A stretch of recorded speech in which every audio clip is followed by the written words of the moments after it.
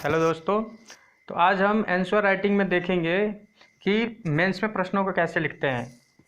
तो जो आज का हमारा क्वेश्चन होगा वो होगा 1857 का जो विद्रोह था उसके बारे में रिलेटेड।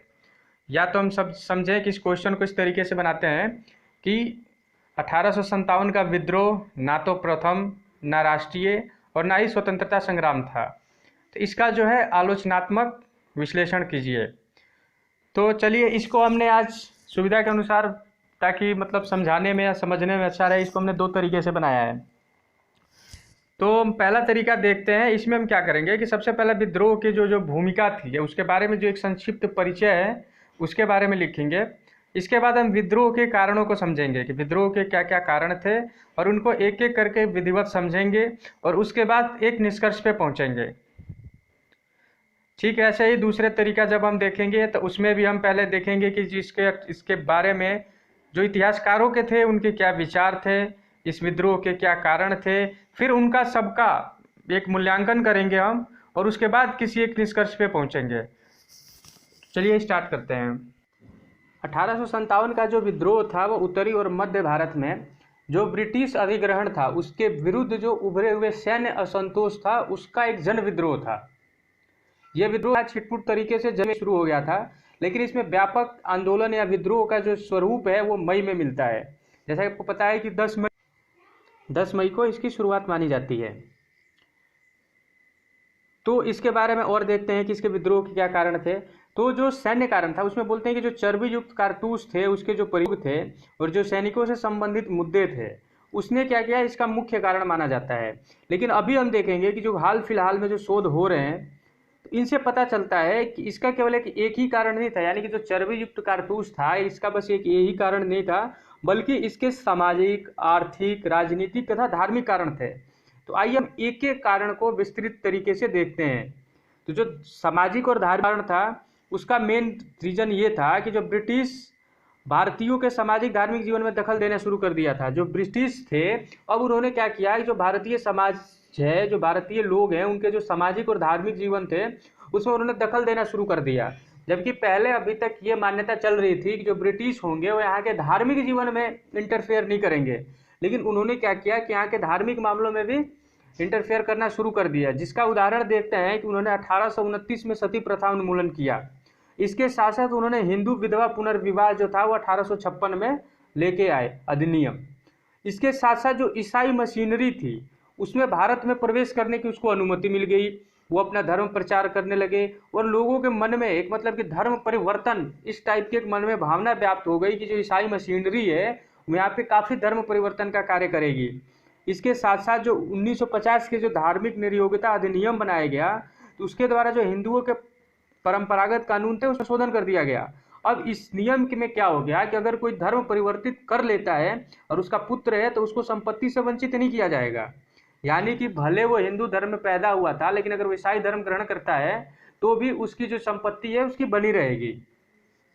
दूसरा इसमें परिवर्तन ये हुआ कि जो गोद लिए हुए पुत्र होते थे उसको संपत्ति के अधिकार से वंचित कर दिया गया, जिसको कई बात मतलब दत्तक पुत्र भी बोलते हैं या स्टेप्सन। अगर आपने किसी गोद लिया है बच्चे को तो उसको अधिकार देने से वंचित कर दिया गया, जैसा कि झांसी की रानी लक्ष्मीबाई के साथ में हुआ था।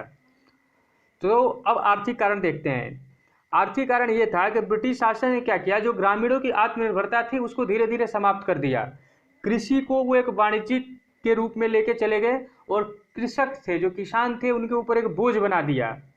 और इसके अलावा जो मुक्त व्यापार की नीति आई उससे क्या हुआ कि जो किसान थे वो हतोत्साहित हो गए और जो राजस्व था, जो राजस्व के बहाने जो धन था उसका बहिर्गमन होने लगा। अब सैन्य कारण के बारे में डिस्कस कर लेते हैं। सैन्य कारण था तो उसमें क्या था कि जो भारतीय सैनिक थे उनको कोई अतिरिक्त भत्ता नहीं दिया जाता था और उनकी जो ड्यूटी होती थी वो घरों से दूर स्थान पर प्रदान की जाती थी। इसके साथ साथ उन्हें समुद्र पार करना भी बना दिया गया कि मतलब ये अनिवार्य है, अगर जरूरत पड़ी तो आपको समुद्र पार करना है, जो कि भारत में समुद्र पार करना एक भारतीय धर्म जो पहले से व्याप्त था उसके खिलाफ था। और दूसरा था जो 1954 का जो डाक कार्यालय अधिनियम बनाया गया तो उसके द्वारा क्या किया गया, जो सिपाहियों को पहले जो मुफ्त में डाक सुविधा मिलती थी उसको वापस ले लिया गया। तो इसके कारण भी सैनिकों में काफ़ी असंतोष था। जो चर्बी कारतूस वाला रीजन था उसके अलावा भी ये सब बहुत सारे रीजन थे। तो अब हम देखते हैं कि राजनीतिक कारण क्या था। तो जैसा कि हमने देखा कि जो भारत में जो ब्रिटिश क्षेत्र था वो काफ़ी विस्तारवादी हो चुका था डलहौजी के शासनकाल में। और जो डलहौजी था उसने क्या किया, 1849 ईस्वी में ये घोषणा कर दी कि बहादुर शाह द्वितीय थे, अधिकारियों को मतलब लाल किला छोड़ना होगा। जैसे कि आपको पता है जो बहादुर शाह थे द्वितीय, वो लाल किला में रहते थे उस टाइम पे, और इन्होंने क्या बोला कि उनको लाल किला छोड़ना होगा। और इसके साथ साथ क्या बोला कि जो बाघाट और उदयपुर में जो सम्मेलन हुए उसको किसी तरह से रद्द कर दिया गया और वह अपने शासक घरानों के अधीन बने रहे। यानी कि जो बाकी लोग थे अपने शासक घरानों के अधीन बन गए और इन्होंने काफ़ी उसमें कटौती कर दिया। और अब जब डलहौजी ने राजस्थान पर वक्फ के सिद्धांत को लागू करने की कोशिश की तो उसके निर्णय को कोर्ट ऑफ डायरेक्टर्स द्वारा निरस्त कर दिया गया। तो इतने सारी चीज़ें हमने देखी, तो इन सबसी चीज़ों से यही पता चलता है कि जो 1857 का विद्रोह था वो भारतीय इतिहास का एक महत्वपूर्ण घटनाक्रम है। हालांकि इसका आरंभ सैनिक विद्रोह के द्वारा हुआ, जैसा कि हमने डिस्कस किया कि इसका 10 मई 1857 को एक सैनिक विद्रोह के कारण हुआ। लेकिन यह कंपनी के प्रशासन से असंतुष्ट और विदेशी शासन को नापसंद करने वालों की शिकायतों व समस्याओं का एक सम्मिलित अभिव्यक्ति थी। कहने का मतलब है कि ये कोई स्वतंत्रता संघर्ष नहीं था, ये उस टाइम पे जो व्याप्त ब्रिटिश शासन में जो व्याप्त मतलब जो प्रशासन में थे उसमें जो शिकायतें थी, लोगों की कुछ समस्याएं थी या जो नापसंद की चीजें थी उनको दूर करने के लिए एक विद्रोह किया गया था। 1857 के जो था उसके जो कारण थे वो व्यक्तिगत कारण थे या सीमित कारण थे। जैसा कि जो सैनिकों का विद्रोह था वो सैनिकों के रिलेटेड कारण था, जो झांसी की रानी की लड़ाई थी वो उनके दत्तक पुत्र के कारण थी, या जो वीर कुंवर सिंह की लड़ाई थी वो जो एक जमींदार थे उनको अब जमींदारों को भी बेदखल कर दिया गया था, पहले जैसे भी उनके पास अधिकार नहीं रह गए थे, तो उनकी लड़ाई थी। मतलब एक ये मिश्रित रूप से अगर सभी को देखें, अगर हम मिश्रित रूप से देखें, सभी को एक साथ देखें, जैसा कि 20वीं सदी के कुछ इतिहासकार इसको स्वतंत्रता संघर्ष का प्रथम घटनाक्रम मानते हैं, तो इसको समझा जा सकता है। लेकिन अगर ओवरऑल देखा जाए तो ये स्वतंत्रता संघर्ष नहीं था। ये सारी चीजें अब हम दूसरे तरीके में, मतलब इसी क्वेश्चन को हम दूसरे तरीके से देखेंगे जो हमारे आगे की स्लाइड्स हैं उनमें और अच्छे जानकारी दी गई है। तो शुरू करते हैं। तो हमारा अब तरीके दो में पहला टॉपिक ये है कि जो 1857 के जो विद्रोह थे इसके संबंध में जो इतिहासकारों के विचार हैं वो क्या क्या हैं। तो आपको पता है कि इस 1857 की क्रांति को लेकर जो इतिहासकार हैं उनमें काफ़ी मतभेद है। कुछ विद्वानों का मानना था कि ये किसान विद्रोह है, कुछ इसे सैन्य विद्रोह मानते हैं। और हमें एक वीडी सावरकर की जो कि पुस्तक है इंडियन वार ऑफ इंडिपेंडेंस, इसमें इसको प्रथम स्वतंत्रता संग्राम माना गया है। और इसके साथ साथ जो 20वीं सदी के शुरुआती दौर के जो राष्ट्रवादी इतिहासकार, हम यहाँ बता दें कि जो 20वीं सदी के शुरुआत में के जो इतिहासकार हैं जिनको हम राष्ट्रवादी इतिहासकार भी बोल सकते हैं, उन्होंने इसे वीर स्वतंत्रता सेनानियों का संघर्ष बताया है और वो इसको स्वतंत्रता की प्रथम लड़ाई में परिवर्तित हो गया। मतलब वो इसको मानते हैं कि संघर्ष था जो कि स्वतंत्रता की प्रथम लड़ाई में परिवर्तित हो गया। तो चलिए अब हम 1857 के विद्रोह के कारणों को जानने की कोशिश करते हैं। तो इसके विद्रोह के कारण ये थे कि 1857 का जो विद्रोह था वो ब्रिटिश की जो विस्तारवादी शोषण एवं जो कराधान नीतियाँ थी इनके द्वारा जो सामाजिक प्रथाओं में जो हस्तक्षेप किया गया और जो अन्य प्रशासनिक अत्याचार थे, इन सबका एक मिला जुला प्रभाव था। इसके बाद देखेंगे कि जो लॉर्ड डलहौजी उस टाइम पे थे, उनकी जो विलय की नीति थी या जो वेलेजली थी, उनकी जो सहायक संधि थी जिससे भारत की जनता में बहुत असंतोष था। इन कारणों में देखेंगे कि जो स्थानीय शासक थे, सिपाही थे, जमींदार थे, किसान थे, कारीगर थे, व्यापारी थे तथा धार्मिक जो नेताओं थे उनके प्रतिकूल रूप से प्रभावित हुए। ये सारे लोग मतलब प्रभावित हो गए इन सारे नियमों से। इसके साथ साथ जो सेना में एक इनफील्ड राइफल का आरंभ किया गया, तो जो विद्रोह का इसको तात्कालिक कारण मान सकते हैं कि जिसमें जो कारतूस था उसको लोगों ने बोला कि या तो ये गौमांस से बनी है या सुअर की चर्बी से बनी है, और इसे चलाने के लिए मुंह से खोलना पड़ता था, जो कि हिंदू और मुस्लिम दोनों धार्मिक भावनाओं को ठेस पहुंचाता था और जिससे ब्रिटिश शासन के खिलाफ एक विद्रोह हुआ। इसके बाद देखते हैं कि जो सिपाहियों ने सर्वप्रथम जो इसका विद्रोह था 10 मई 1857 को किया गया। उसके बाद सिपाहियों ने दिल्ली की ओर कूच किया। वहाँ पे जब आगे चले तो बहादुर शाह जफर, इनको दिल्ली में जो बादशाह मिले उनको बहादुर शाह जफर को इन्होंने बादशाह घोषित कर दिया।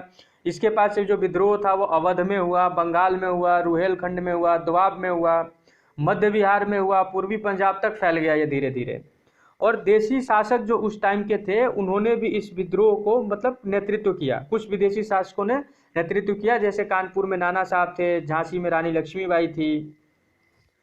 अब हम इसका देखते हैं कि मतलब इसका मूल्यांकन देखते हैं कि इसका मूल्यांकन क्या था। तो चूंकि ये अंग्रेजों के विरुद्ध प्रथम प्रतिक्रिया नहीं थी, क्योंकि आपको इसके पहले जनता ने जो भारत के जो पूर्वी भाग थे या दक्षिणी पश्चिमी भाग थे उसमें पहले विद्रोह हुए थे जिसका दमन कर दिया गया था। तो हम देखते हैं विद्रोह था वो कुल क्षेत्र का लगभग 1/4 या बोले या फिर कुल आबादी के 10वें भाग से अधिक जनसंख्या से भी मतलब प्रभावित नहीं हुई थी। मतलब 1/4 से कम जनता थी, या फिर जनसंख्या का 10वां भाग बोले उससे भी कम लोग प्रभावित हुए थे। इसलिए इस स्वरूप को अखिल भारतीय नहीं कहा जा सकता है। इसके बाद देखेंगे कि जो विद्रोह के जो नेता थे उसमें क्षेत्रीय भावना और व्यक्तिगत हितों जो थे वो निर्देशित थे। उदाहरण के लिए अगर रानी लक्ष्मीबाई का विद्रोह देखें तो अपने दत्तक पुत्र को राज्य के उत्तराधिकारी बनाना चाहती थी। और इसके अलावा देखेंगे कि जो विद्रोह हुए थे उसमें उचित समन्वय और केंद्रीय नेतृत्व का अभाव था। मतलब कोई सेंट्रलाइज नेतृत्व नहीं हो रहा था कि कहीं एक जगह से कोई दिशा निर्देश प्राप्त हो कि इसको विद्रोह को और आगे बढ़ाया जा सके। इसके बाद में तो देखेंगे कि जो बड़े जमींदार थे और जो अवध के तालुकदार थे वो इस युद्ध मतलब इस विद्रोह के विरोध में थे। उस टाइम के जो साहूकार थे या व्यापारी थे उन्होंने भी अपने आर्थिक हित जो थे वो ब्रिटिश संरक्षण के अंतर्गत ही संरक्षित रखा। और जो आधुनिक शिक्षा प्राप्त भारतीयों का जो विश्वास था वो भी यही मानते थे कि जो ब्रिटिश हैं वो भारत का आधुनिकीकरण करेंगे। और उन्होंने मतलब विद्रोह को दबाने की कोशिश करी, मतलब उन्होंने अंग्रेजों का ही साथ दिया। तो जैसा कि हम देख रहे हैं कि उस समय के जो बड़े बड़े जमींदार थे, जो तालुकदार थे, जो व्यापारी साहूकार थे, जो शिक्षित वर्ग थे, उन सबकी आस्था जो थी वो ब्रिटिश साम्राज्य में मतलब ब्रिटिश सरकार के प्रति थी। आगे देखते हैं कि उस टाइम पे जो सैनिक विद्रोह इतने हुए, लेकिन उसी टाइम पे जो सैनिक के कुछ रेजिमेंट थे जैसे सिख और जो गोरखा सैनिक थे उन्होंने विद्रोह का दमन कर दिया। तो इससे ये भी पता चलता है कि जो भारतीय सैनिक थे उनके बीच भी एकता का अभाव था। तो सभी जानकारियों को साथ में अब एक साथ लेके चलते हैं तो हम इस निष्कर्ष पे पहुंच सकते हैं कि जो 1857 का विद्रोह था वो ना तो प्रथम विद्रोह था, न राष्ट्रीय था और ना ही स्वतंत्रता संग्राम था। यह ब्रिटिश प्राधिकारियों के शोषण जो उनका शोषक शासन था उसके विरुद्ध जो आम जनता का था, जो आम जनता का एक सहज विद्रोह था। इसे सैनिकों का विद्रोह माना गया है जो धर्म हेतु संघर्ष के रूप में आरंभ हुआ।